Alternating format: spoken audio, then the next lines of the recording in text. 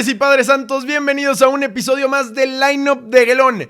Episodio número 20, y si fuera igual de ridículo que Alejandro Zendejas, festejaría como Diogo Jota jugando PlayStation, pero no lo haré.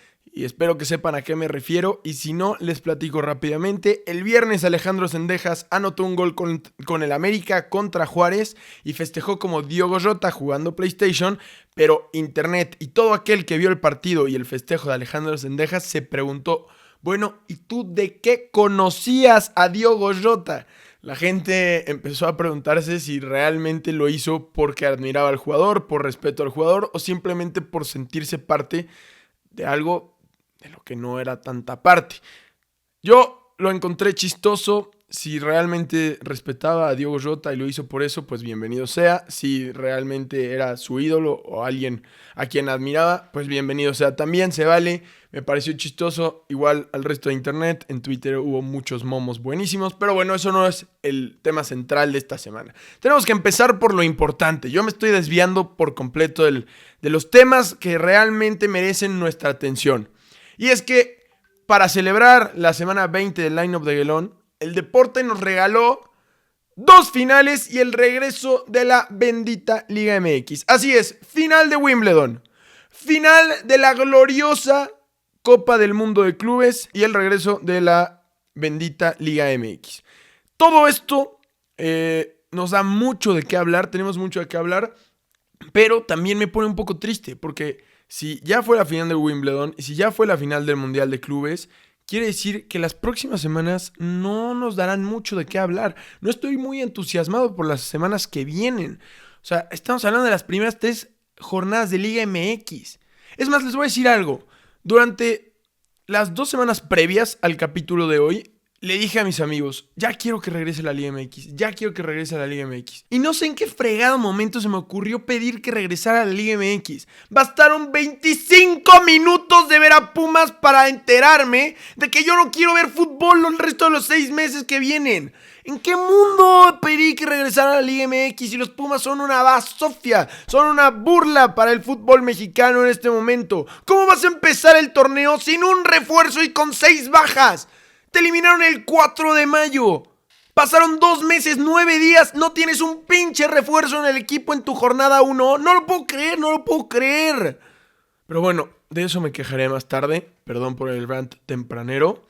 Y bueno, volviendo al tema, sí, pues no estoy tan emocionado por las semanas que vienen. Estoy bastante triste. Pero de lo que sí estoy emocionado es de hablar de lo que ocurrió esta semana, este fin de semana en específico. Porque la final del Mundial de Clubes, vaya que nos sorprendió. Gana el Chelsea 3-0 al Paris Saint-Germain. Un París que venía siendo implacable, que venía destrozando a todo equipo al que se enfrentaban. Habían recibido un solo gol en todo el torneo y el día de ayer, en 45 minutos, recibieron 3. Enzo Maresca y el Chelsea se dedicaron a ver los partidos del Paris Saint-Germain, vieron más de 19 partidos por día, o sea, fragmentos de 19 partidos por día para analizar qué es lo que hacía el París para ser tan buenos y atacarlos en sus puntos débiles, y lo consiguieron.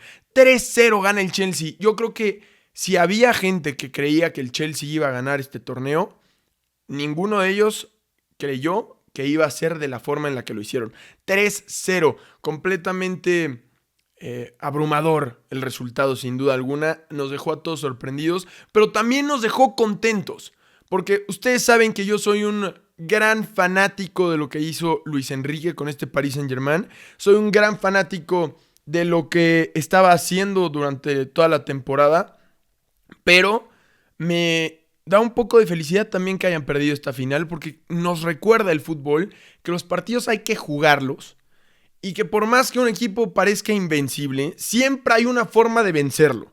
Saber qué es lo que tienes que hacer es lo complicado, por supuesto, pero el premio está para quienes realmente se dedican a analizar en dónde está la debilidad del mejor equipo del mundo.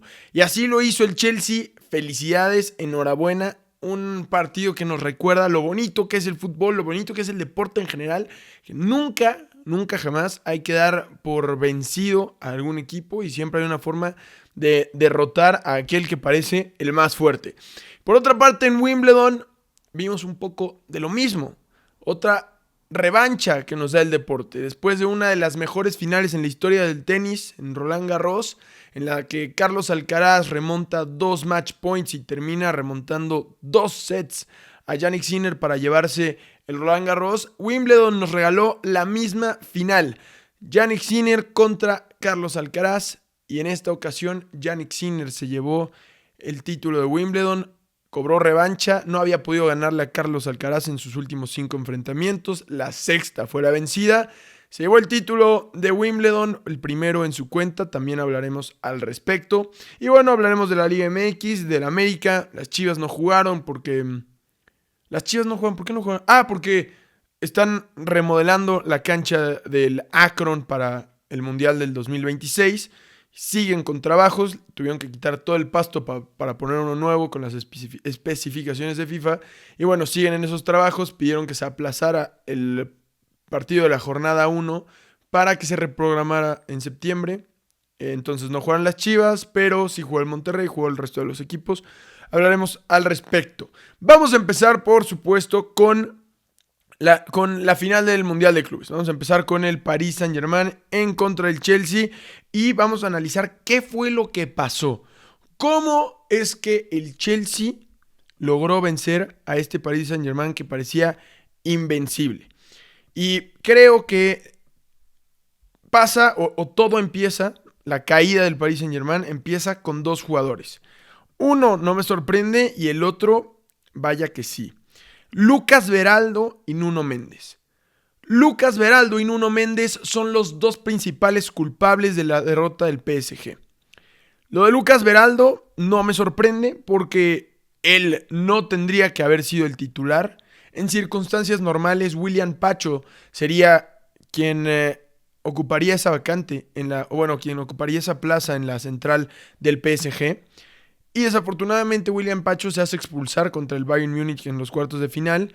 Le dan 2 partidos de suspensión y por eso no puede jugar. Entonces Beraldo tiene que tomar su lugar. Él es el primer culpable. Y el segundo culpable es el mejor lateral izquierdo del mundo, Nuno Méndez, que tuvo un partido horrible. No solo atacando, pero defendiendo. Estaba perdido. No sé si fue el calor, no sé si fue el clima, no sé qué haya sido, pero sus regresos, que generalmente son a velocidad, está muy atento, procura no dejar espacio a sus espaldas. O sea, fue un jugador completamente distinto. El Chelsea atacó la banda de Nuno Méndez constantemente durante todo el partido. 2 de los 3 goles vienen por esa banda, son prácticamente una calca uno del otro. Y muchos otros se pudieron haber generado también por ahí, nada más que no las aprovechó el Chelsea. Nuno Méndez tuvo un partido horrible. Vamos a verlo a detalle con imágenes, entonces voy a cambiar cámara. Y quiero empezar por hacer notar una de las diferencias entre William Pacho y Beraldo en la defensa. Este es solo un ejemplo que de hecho no termina en gol, pero es una jugada del minuto 7 que termina con un disparo de Cole Palmer muy cerca del poste, en el que muchos pensamos que había sido gol.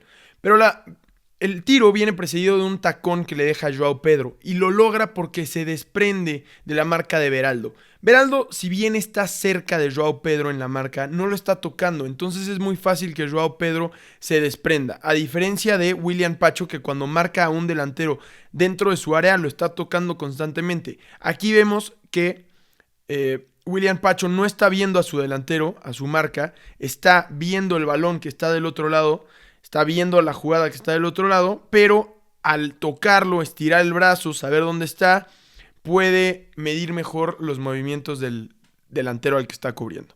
Esa es una diferencia que realmente me pareció ilustrativa. Pero vamos ahora sí a revisar los goles. Como les dije, el plan del Chelsea fue muy claro: aprovechar los espacios que dejaban por las bandas. Hakimi y Nuno Méndez son 2 laterales que van muchísimo al ataque, y Enzo Maresca dijo, bueno, pues aprovechemos los espacios que puedan dejar en defensa. Y parecería algo muy sencillo, pero la realidad es que ningún equipo lo había hecho o no lo habían aprovechado ni en este Mundial de Clubes ni en la Champions tampoco. Vemos al minuto 21 cómo Robert Sánchez mete un balón largo, pero muy largo, le pega afuera de su área grande y cae en 3/4 de cancha del Paris Saint-Germain. O sea, es una locura. 60 metros, entre 55 y 60 metros ese balón, a la espalda de Nuno Méndez, un espacio que buscaron constantemente durante todo el partido. Aquí Nuno Méndez, además de tener mala la marca, se equivoca en el rechace, tropieza y Malo Gusto le gana la posesión y termina siendo el primer gol del Chelsea. Además del primer error, que es este de Nuno Méndez, vemos en esta jugada un error de Beraldo, porque aquí al intentar cerrar el espacio que estaba dejando Nuno Méndez, también se equivoca, se planta mal, Malo Gusto lo recorta con mucha facilidad sin ser un jugador muy habilidoso y sin hacer una gran jugada, lo recorta muy fácilmente, dispara y ahí Beraldo se recupera muy bien haciendo una barrida, pero de todas maneras entrega el rebote y se genera el primer gol del Chelsea. Ahí se equivocan ambos defensas. El segundo gol es una jugada muy parecida a la del primer gol. Un balón largo que aprovecha el espacio que deja Nuno Méndez. En esta ocasión el espacio es mucho más grotesco.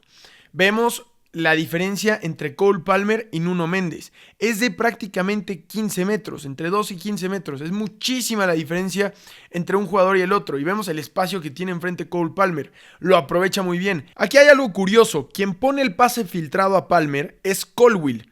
Colwill es un defensa central. Y ustedes se preguntarán, ¿qué hace Colwill en medio campo poniendo pases filtrados?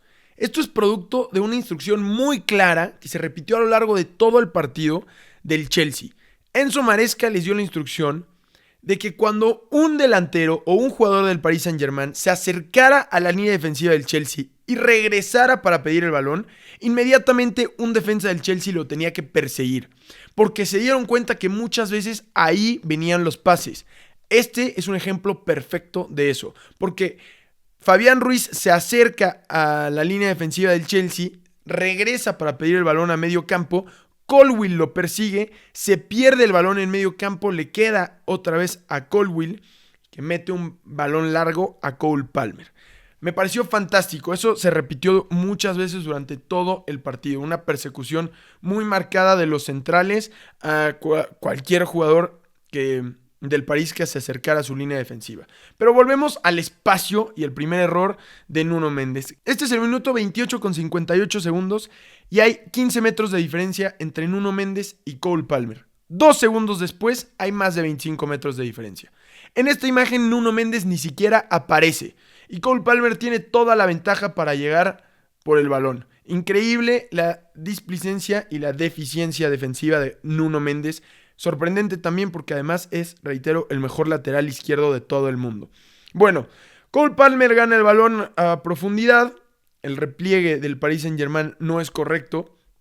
Y aquí Vitinha es quien marca a Cole Palmer directamente. Y viene un error de Beraldo y un acierto de Joao Pedro. Joao Pedro, que fue un jugadorazo durante todo el partido. Y este no es una asistencia, pero prácticamente cuenta como una, sin haber tocado el balón. Porque aquí Palmer encara a Vitinha y Beraldo, que es el jugador que sobra, no sabe qué hacer. No sabe si cortar el camino a Cole Palmer o si seguir a Joao Pedro, que está pasando por atrás y que es muy probable que Palmer le dé el balón. Joao Pedro, al hacer este movimiento, se lleva la marca de Beraldo. Beraldo cree que le van a dar el balón y se va completamente con Joao Pedro, dejándole en el centro un espacio enorme a Cole Palmer para simplemente dar el segundo pase a la red, el segundo gol en su cuenta, el segundo gol en el partido. Este es un error de Beraldo, que por cierto Beraldo se intenta recuperar y termina en el piso. Ahí tenemos que hacer un zoom gigantesco. Aquí está Vitinha. Este no es Palmer, no sé por qué le puse Palmer aquí. Este es Fabián Ruiz y ahí está Beraldo tirado en el piso. Y por cierto, en esta jugada, Nuno Méndez apenas está llegando al área, o sea, no se acerca todavía. Y esto fueron 6 segundos después, o sea, tardó 6 segundos en llegar a los linderos del área Nuno Méndez. Terrible, terrible lo de Beraldo, terrible lo de Nuno Méndez también. Y la cosa no acaba ahí. El tercer gol también es una compilación de errores defensivos del PSG. El Chelsea recupera el balón en medio campo y hay una transición defensiva del PSG. Nuno Méndez tiene que marcar a Malo Gusto y así lo hace. Y Marquinhos tiene la marca con Pedro Neto y así lo hace. El problema viene en el centro del campo. Errores de Vitinha y de Beraldo. Empezando por Vitinha. Joao Pedro mete una carrera en el centro del campo y Vitinha lo persigue, pero tiene perdida la marca porque Joao Pedro va por delante de él y es más rápido que él. Vitinha, en vez de perseguir a Joao Pedro, tuvo que haber venido a marcar a Cole Palmer. Y ante esta situación, Beraldo no sabe qué hacer. No sabe si seguir a Joao Pedro, que le tiene ganada la marca a Vitinha y que va a quedar solo, o si venir con Cole Palmer, que no tiene ningún tipo de marca. Lo que termina sucediendo es que Beraldo se queda clavado a la mitad, se queda parado en el centro, sin marcar a Joao Pedro, sin marcar a Cole Palmer, y Joao Pedro, que tenía ganada la marca de Vitinha, hace un movimiento al área, Cole Palmer le da el balón y termina definiendo para el tercer gol. Este es un error tanto de Beraldo como de Vitinha. Reitero, Vitinha tuvo que haber marcado a Cole Palmer para que Beraldo se hubiera podido quedar con Joao Pedro sin ningún problema. Termina pasando que Vitinha no hace nada, persigue a Joao Pedro, que nunca lo va a alcanzar. Joao Pedro le gana la espalda a Beraldo, que se queda plasmado en el centro, y es la definición del tercer gol. Aquí lo vemos bien. Marquinhos estaba un poco perdido, muy lejano de la jugada. Vitinha sigue detrás de Joao Pedro, que no lo puede alcanzar nunca, y Beraldo parado. Nunca se acercó a Cole Palmer, nunca se acercó a Joao Pedro, y termina siendo el tercer gol del partido. Y con esos errores se decantó el partido. Sin duda marcado por errores del PSG, pero sobre todo por la forma, más bien por la contundencia del Chelsea, que yo considero que tuvieron 5 jugadas realmente peligrosas, 5 jugadas de gol, y metieron 3, lo cual es fenomenal. 3 de 5, 3 goles en el marcador, terminaron por sepultar al PSG antes del medio tiempo. Y el resto del partido fue un PSG intentando reaccionar, y no lo lograron gracias a Robert Sánchez, el portero del Chelsea, que en las pocas ocasiones en las que fue requerido hizo una gran labor. Aquí vemos una jugada clarísima al minuto 51. Dembélé tiene un balón en el área chica y Robert Sánchez saca un manotazo impresionante para impedir el primer gol del París. Y esta es importantísima, porque si al minuto 51 el PSG se pone 3-1, la historia de la final es otra. Seguramente hubieran ido al frente con mucha más intensidad, con mucha más ambición, creyendo que podían revertir el marcador, y entonces el partido hubiera sido otro. Robert Sánchez impidió que el PSG tuviera algún tipo de reacción. Pasados los primeros 10-15 minutos del segundo tiempo, en los que el PSG fue mucho mejor que el Chelsea, pero no encontraron el gol, el partido se vino abajo. Fue un partido más aburrido, en donde mentalmente me parece que el PSG fue rebasado, ya estaban derrotados, no se veían dándole la vuelta al partido, sumado al clima, a la temperatura del ambiente, y bueno, el partido terminó como terminó. Creo que los 3 mejores jugadores del partido fueron Robert Sánchez como el número 3, tuvo 6 atajadas, dio seguridad al Chelsea, impidió una reacción del PSG y pone el despeje del primer gol. Ese despeje es fenomenal. Intentó varios, pero el primero le salió. No se entiende el primer gol del Chelsea sin el despeje de Robert Sánchez. Entonces, partidazo de Robert Sánchez que le valió para ganarse el mejor portero del torneo. Sin esta final así, no se lo gana nunca. Yo creo que el mejor portero del torneo fue Bono, pero Robert Sánchez hizo una gran labor en un partido crucial y le valió el premio. El segundo mejor jugador para mí fue Joao Pedro. Realmente increíble el trabajo que hace. Estoy fascinado con este jugador. Lo catalogaría como el mejor fichaje de todo el verano. No me importa de qué equipo estemos hablando. Es el mejor fichaje de todo el verano. En 3 partidos marcó una diferencia impresionante. El Chelsea es uno y otro a raíz de su llegada. Y reitero, van 3 partidos. Es increíble. Marca un gol, pero ya vimos la jugada del segundo. Esa pasada, ese movimiento que hace cuenta como asistencia porque jala la marca de Beraldo y deja a Cole Palmer solo. Y además también vimos al principio una jugada, le deja de taquito a Cole Palmer para que pudiera hacer el primer gol, no lo marca, pero constantemente está apoyando. Incluso en defensa, en los 3 partidos hemos visto una jugada defensiva importante de Joao Pedro, porque está atento y ha sacado o despejado balones que le iban a caer a un delantero que llegaba solo contra el arco. Muy buen trabajo de Joao Pedro. No entiendo este éxito del Chelsea sin él. Y por más que me fascine Joao Pedro, el mejor jugador del partido fue Cole Palmer, y de lejos. 2 goles, una asistencia, hace más con menos. De verdad nada más hay que ver los goles para saber que Cole Palmer no busca reventar el balón, no busca hacer un golazo, busca poner el balón lo más lejano del portero posible.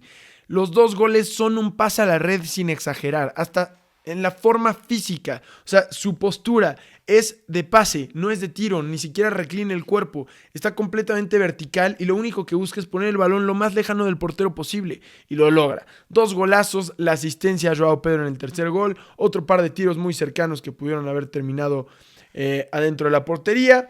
Y bueno, partidazo el que da Cole Palmer, el mejor jugador del partido. También nombrado el mejor jugador del torneo. Además, este título del Chelsea representa un título para un mexicano, no como jugador, pero como parte del cuerpo técnico. Bernardo Cueva, tapatío, forma parte del cuerpo técnico de Luis Enrique, es el director de balón parado y táctica fija, lo que quiere decir que es el encargado de analizar el comportamiento del rival en tiros de esquina, tiros libres, etc. y buscar optimizar los movimientos de los jugadores del Chelsea en este tipo de jugadas para generar ocasiones de gol. De hecho, Cole Palmer habló al respecto, le preguntaron de la táctica fija y dijo que su entrenador, o sea, Bernardo Cueva, tenía ideas novedosas y que los estaban trabajando mucho y que ya estaban rindiendo frutos. Parece que lo quieren mucho dentro del club. El Chelsea pagó 1 millón de libras para que se pudiera ir del Brentford, al Chelsea. Y bueno, es una muy buena noticia que un mexicano le esté rompiendo en Europa. Entonces, enhorabuena, felicidades a Bernardo Cueva, campeón del Mundial de Clubes con el Chelsea. Se suma este título al que había ganado también con el Chelsea en la Conference League esta temporada, porque recordemos que Bernardo Cueva llega al club en marzo del año pasado, entonces terminó la temporada pasada y se aventó esta completa. Entonces, muy bien, muchas felicidades, son buenas noticias. Y ya para cerrar el tema del Mundial de Clubes tenemos que hablar de Luis Enrique y del pésimo comportamiento que tuvo, realmente vergonzoso el suyo y el de sus jugadores al terminar el partido, porque estaban ardidos por haber perdido la final y de la forma en la que lo hicieron. Seguramente ya se veían campeones antes incluso de empezar el partido y al perder el partido, perdieron la cabeza también. Fueron a encarar a jugadores del Chelsea, se armó una gresca. Luis Enrique termina por manosear en la cara a Joao Pedro, igual Donnarumma. Verdaderamente deleznable el comportamiento que tuvieron. No es digno de un campeón de Europa, no es digno de un entrenador como Luis Enrique, que tiene una trayectoria larguísima dentro del deporte, que fue jugador, que lo ha ganado todo, que siempre habla de los valores que tienen que tener las personas. Esta vez lo superó el momento, se veía fuera de sí, se veía desconcertado. Esto también se transmitió a sus jugadores. Joao Neves le jala el pelo a Cucurella y es expulsado antes de que terminara el partido. En fin, mal lo de Luis Enrique. Sabemos que no suele ser de esta forma. Después va a la conferencia de prensa y no asume su responsabilidad. Dijo que llegó nada más a separar a los jugadores, cuando en realidad sabemos que no fue así. Hay imágenes que lo demuestran. Simplemente reprobable. Pero ya para cerrar el Mundial de Clubes de forma fantástica tenemos que hablar de Donald Trump, porque nos dio comedia pura al entregar el trofeo de campeón. Por favor, vean esta imagen, es magnífica. Entregaron el trofeo, Gianni Infantino le dijo vente para acá, que festejen ellos, y Trump dijo ni madre, a mí no me mueven. Se esperó ahí, Rhys James lo volteó a ver como ¿qué haces? Dijo bueno, no te vas a mover, levantaron el trofeo, Donald Trump feliz como niño de primaria, ahí metido en una celebración que no era suya. Bueno, magnífica forma de cerrar el Mundial de Clubes, que no les quepa duda, va a estar haciendo lo mismo el próximo año en el Mundial. Quien sea que gane el Mundial el próximo año, va a tener a Donald Trump levantando el trofeo junto con ellos. Triste o no triste, pero chistoso, eso sin duda. Ahora sí hablemos de la final de Wimbledon, porque fue una final muy bonita entre dos jugadores jóvenes, 22 y 23 años, que ya tienen muchísima historia entre ellos. El 1 del mundo contra el 2 del mundo. El campeón defensor Carlos Alcaraz contra Jannik Sinner, que buscaba su primer título de Wimbledon, que buscaba cortar una racha de 5 partidos sin ganarle a Carlos Alcaraz, que buscaba la revancha después de perder Roma y después de perder el Roland Garros de la forma en la que lo hizo. Recordemos que fue una final, Roland Garros, en la que Sinner iba ganando 2-0 y en la que tuvo 2 match points. Y Carlos Alcaraz terminó por regresar y quitarle el título. Entonces el italiano tenía mucho que ganar y aún más que perder, yo creo. Fue una final excelente. Bueno, los primeros dos sets fueron excelentes. Puntos muy disputados que se definieron por detalles muy puntuales. Dejaron todo en la cancha, pero poco a poco empezó a bajar el nivel del partido. No porque los jugadores bajaran su nivel, sino porque el de Sinner se separó muchísimo del Alcaraz. Entonces creo que el partido en general vino a la baja, aunque el nivel de Sinner fue mucho al alza. Reitero, no porque hubiera mal nivel, sino porque Sinner empezó a jugar muchísimo mejor que Alcaraz, lo empezó a dominar y realmente a partir del tercer set te dabas cuenta de que no había forma de que Carlos Alcaraz pudiera llevarse el título. Carlos Alcaraz gana el primer set y después Sinner gana 3 consecutivos.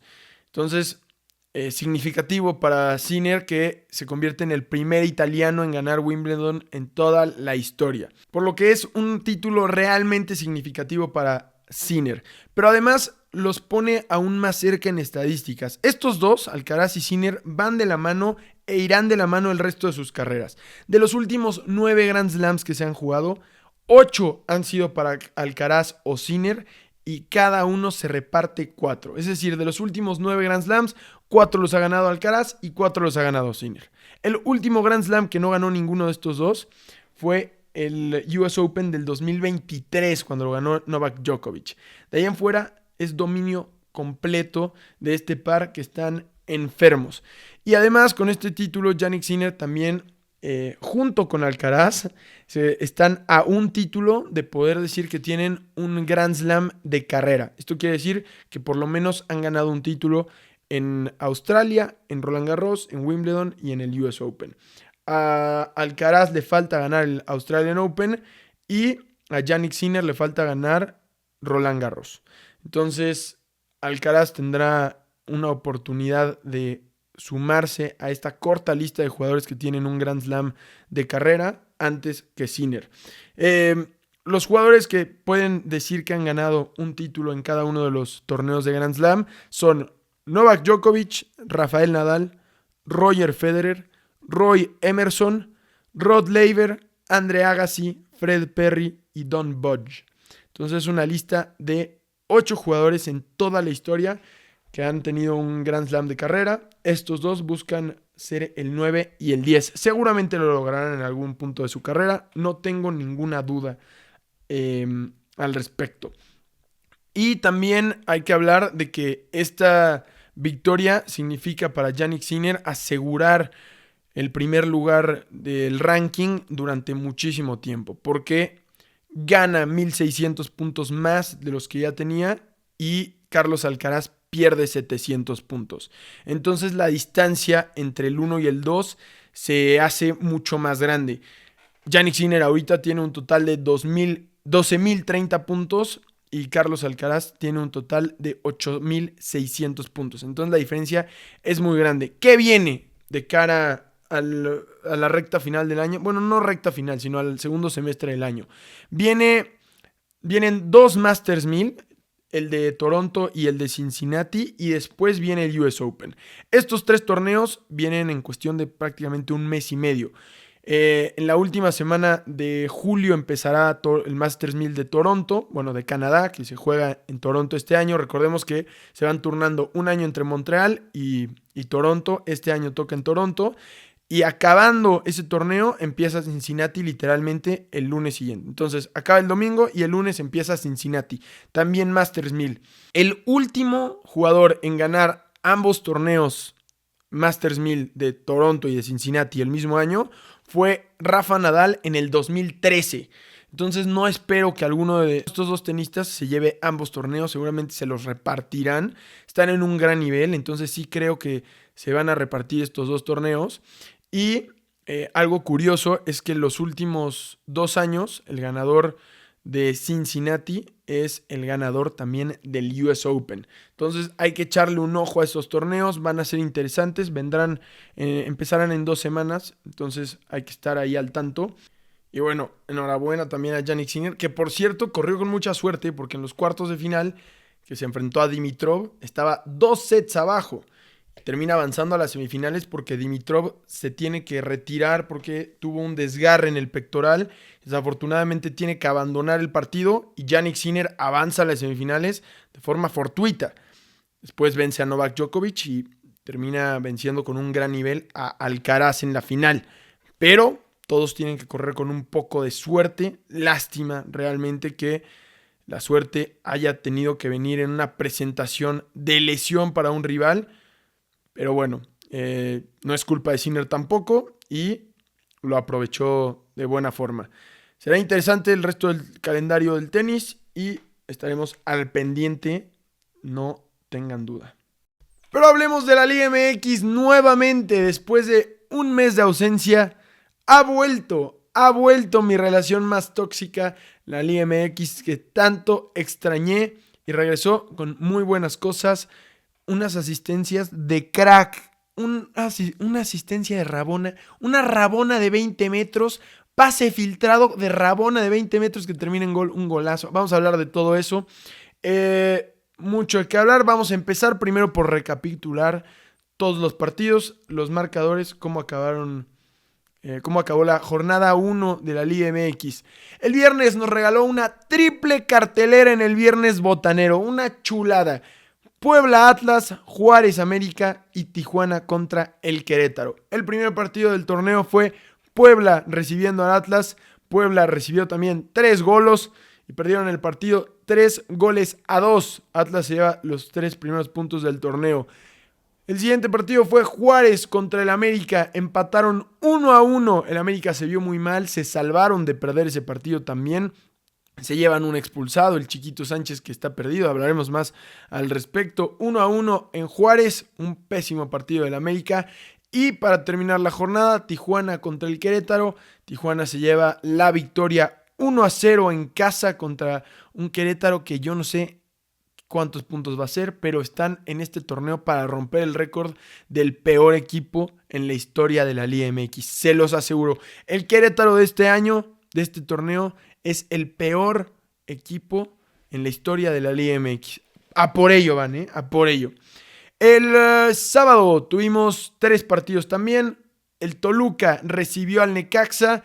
El Toluca que mostró todos los balones de oro que recibieron. No balones de oro de los que da la revista France Football, sino los que da la Liga MX. Marcel Ruiz ganó mejor mediocampista ofensivo. Alexis Vega el mejor jugador ofensivo del torneo. Me parece que Paulinho el mejor delantero. No sé, muchos premios se dieron. Recibieron al Necaxa. El Toluca empezó perdiendo 1-0, pero terminó ganando el partido 3-1. Partidazo del Toluca que se vio muy bien. Más tarde jugó Pumas contra Santos. Ya hablamos de esto al principio del programa. Terrible lo de Pumas, terrible. Pierde 3-0 en Torreón. Hablaremos al respecto. Cruz Azul empata 0-0 en casa contra Mazatlán. Pachuca gana 3-0 al Monterrey en Pachuca. Y León recibe al San Luis y pierde 1-0 en casa. Ahora sí, empecemos por hablar de los más importantes. Primero el América, que juega muy mal. Gana 1-0 en la primera mitad y el segundo tiempo desaparece. El Chiquito Sánchez que se hace expulsar con una entrada grotesca. Le dan el gafete de capitán y comete eso en su primer partido como capitán. Se habla de que le dieron el gafete de capitán para mantenerlo centrado, para que entregue más, para que entregue más esfuerzo y dé más de sí, pero no le salió a Jardiné. Escuché una opinión en redes sociales diciendo que Jardiné era el Luis Enrique de América y casi me infarto. Casi me infarto en ese instante. Tener las agallas de decir que Jardiné es el Luis Enrique de América, güey. No, de verdad. De Lulus, están de Lulus los aficionados de la América. Pero mal partido de la América, seguramente mejorarán el resto de lo que va avanzando el torneo. Regresó Lichnowsky, no regresó muy bien, pero bueno, eso que destacar. Toluca, qué juego dio Marcel Ruiz. Se vio que estaba con todo el impulso de la Copa Oro y que venía en un nivel bastante bueno. Dio una asistencia de crack, de tacón, y además marca un gol de cabeza. Eliño también, Eliño, no sé cómo se pronuncie, jugador del Toluca, se vio muy bien, gran incorporación al Toluca y bueno, sin duda se plantan como uno de los favoritos para ganar el torneo. Lo de Pumas es verdaderamente vergonzoso. Tienes que enfrentar tu primer partido después de 2 meses y cachito de no estar en el torneo. O sea, te eliminaron el 4 de mayo de este año. Pasaron 2 meses, 9 días. Y en esos 2 meses, 9 días, perdiste a 6 jugadores. Entre ellos un central, tu capitán. Trajiste a un solo refuerzo. Tiene 36 años. Solo jugó 600 y cacho minutos el torneo anterior. Estuvo entre que fue director técnico y fue entrenador. Vino del semi-retiro y no puede jugar tu primer partido. Y vas y te plantas a Torreón, el peor equipo del torneo pasado, con 0 refuerzos, 6 bajas. Tu portero tiene 17 años y está haciendo su debut y comete 2 errores garrafales para perder el partido 3-0. El portero Parra, de 17 años, que hizo su debut, salió en llanto. Lloró por el mal partido que dio en su debut. Obviamente es su culpa que se haya perdido ese partido. Hay que decirlo como es su culpa. Que tenga 17 años no lo exime de culpa. Comete errores que no puedes cometer ni a los 12 años. Unos errores garrafales, de verdad tristísimos. Pero la crítica tiene que ir a la directiva. ¿Cómo se te ocurre poner a un niño de 17 años que claramente no estaba listo para ser titular como el portero titular de Pumas en el debut en el torneo? No puede ser posible que el equipo esté en una situación tan precaria que tengas que poner a un niño de 17 años que no está listo porque no hay otro portero en el club. No puede ser. ¿En dónde está la directiva? Despierten, carajo. Tuvieron 2 meses y medio para traer a un pinche portero si sabían que se iba a ir Alex Padilla. No puede ser que no lo hayan traído. Y yo sé que se está hablando de Keylor Navas. Se está hablando de que va a venir el 3 veces campeón de Champions a Pumas. Pero yo no veo claro. Y no puedes empezar el torneo de esta forma, sin un solo refuerzo en el plantel. No puede ser posible. En fin, termina perdiendo Pumas con 3 errores, porque los 3 goles vinieron de errores, ya sea del portero, de defensas. Trigos, es una mierda Trigos, qué mal jugó Trigos. Y bueno, terminan colgándose, ellos mismos terminan poniéndose la soga al cuello y se ve muy mal. El equipo se ve muy mal, urgen refuerzos. Se habla de que va a llegar Jesús Angulo, que ya está en México. Se habla de que va a llegar Keylor Navas y se habla también que va a llegar un extremo proveniente de la MLS. Yo no sé qué tanto eso puede ayudar a un equipo que se ve verdaderamente mal. Efraín Juárez va a empezar a cansar a la gente. O sea, porque es mucho habla y da unos discursos padrísimos, pero si en tu primer partido te ves 20 veces peor que en tu último partido de un torneo que queda para el olvido, pues entonces no van a dejar de criticarte. Reitero, es normal que se haya presentado este partido tan malo cuando no hiciste más que empeorar un equipo que ya era malo. Entonces, pues era obvio que algo así se iba a presentar, pero bueno. Chivas y Tigres. No, perdón, quería hablar de Pachuca y Monterrey, otro partido importante de la semana. Los 2 equipos que fueron al Mundial de Clubes, el Monterrey que jugó muy bien, que dio una gran cara, que parecía que iba a ser uno de los favoritos para ganar la Liga MX y que termina comiéndose 3 pepinos de Pachuca. Un Pachuca que también fue al Mundial de Clubes y que regresó de forma muy diferente a Monterrey. Regresó con críticas, en primera ronda, no pasó de fase de grupos, no ganó un solo partido y en cuestión de 2 semanas la cosa cambió muchísimo.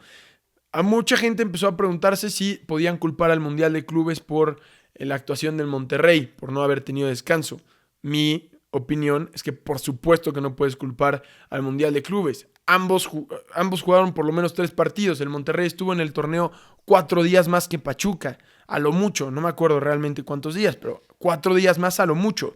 Y además, yo creo, el Jimmy Lozano dijo que dio una una declaración al final del partido, dijo que llegaron al Mundial de Clubes justos, o sea, con poco tiempo y que no habían hecho malos partidos. Y yo concuerdo con esta declaración del Jimmy Lozano. Si bien Pachuca fue eliminado en fase de grupos, no ganó un solo partido, la realidad, lo platicamos en su momento, Pachuca sí tuvo varias oportunidades a la ofensiva que no pudo concretar. Y por eso se van temprano del torneo, porque evidentemente estaban jugando contra potencias mundiales, no contra equipos de la Liga MX. Ahora que regresan y juegan contra Monterrey, que está más a su nivel, aprovecharon sus oportunidades en la ofensiva y se terminaron llevando la victoria de forma contundente.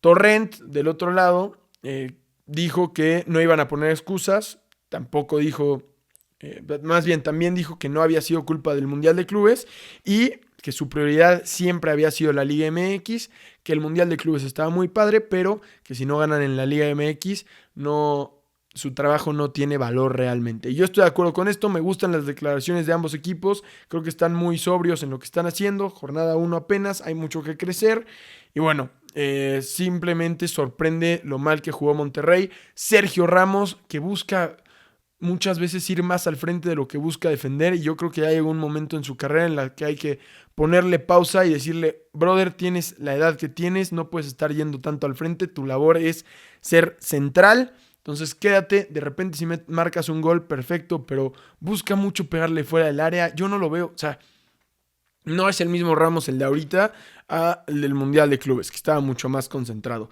Y lo más destacable de este partido es una asistencia de Yonder Cádiz de 25 metros con Rabona. O sea, de Rabona. 25 metros de Rabona y terminó en gol. Fue un golazo. Si pudiera y si tuviera los derechos se los pondría aquí, de verdad. No. Qué locura. Les voy a poner la imagen de la Rabona, de dónde empezó y de dónde terminó el tiro. Vamos a ponerlo aquí en la pantalla ahorita. De verdad, es una locura lo que vimos. El mejor... Eso es mejor que un gol. O sea, increíble. Y bueno, lo que les platicaba también, Chivas y Tigres no jugaron porque están cambiando el pasto del Akron de cara al Mundial 2026. Aún no se asienta, entonces pidieron no jugar la jornada 1 en casa, la aplazaron para septiembre. La jornada 2 y 3 jugarán de visita. Después de la jornada 3 viene un parón por Leagues Cup, en donde no jugarán no jugarán ningún equipo en México, jugarán en Estados Unidos. Y después de la Leagues Cup regresarán al Akron para poder jugar sus partidos en casa. Además, el miércoles jugará el América contra Cholos y Toluca contra Santos. Y se preguntan por qué hay partidos entre semanas si no es doble jornada. Y la razón es que el domingo que viene, o sea, en una semana, tendremos el campeón de campeones que se jugará entre el América y el Toluca. Va a ser un buen partido. El América, que viene muy mal, no pudo ganar la final, no pudo ganarle al LAFC, empató contra Juárez el viernes en su debut, se enfrenta a un Toluca que viene con todo lo contrario, con un Marcel Ruiz inspirado, ganando el título, ganando su primer partido de forma contundente, y bueno, el Toluca es favorito en ese partido, pero sabemos que cuando se disputan títulos a un partido, todo puede pasar, y si no les ha quedado claro, volteen a ver el partido de ayer y que les empiece a quedar claro. Va a ser interesante ver ese campeón de campeones. Pero bueno, quería hablarles del All-Star Break de la MLB, porque el día de mañana es el Home Run Derby, para mí mi evento favorito. Sabemos que el All-Star Break se divide en 2 días. El primer día es el Home Run Derby y el segundo día el juego de estrellas de las grandes ligas, en donde la americana se enfrenta a la nacional. El día de mañana tendremos a 8 peloteros que buscarán el título de el mejor bateador de jonrones de este año.